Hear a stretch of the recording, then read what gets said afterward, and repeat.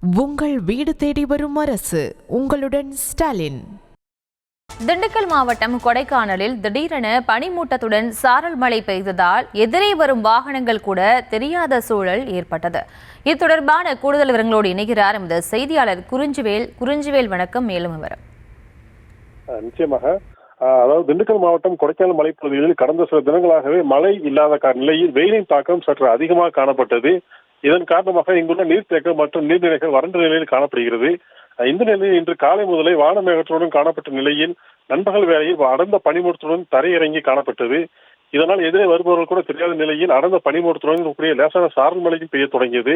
மேலும் அடர்ந்த பனிமூட்டம் காரணமாக வாகனங்களில் முகப்பு விளக்குகளை எரியவிட்டபடியே வாகன ஓட்டிகள் பயணித்து வருகின்றனர். குறிப்பாக பேருந்து நிலையம், ஏரிச்சாலை, அண்ணாநகர், மூஞ்சிக்கால், எம்எம் தெரு உள்ளிட்ட பல்வேறு பகுதிகளில் அடர்ந்த பனிமூட்டமாக காணப்படுகிறது. அதே போல ஒரு சில இடங்களில் சுமார் 30 நிமிடத்துக்கு மேலாக பரவலாக மழையும் பெய்து வருகிறது. நீண்ட நாளுக்கு பிறகு கொடைக்கானல் மலைப்பகுதியில் பெய்து வரும் மழையின் காரணமாக இதமான சூழ்நிலை நிலவி வருவதும் குறிப்பிடத்தக்கது.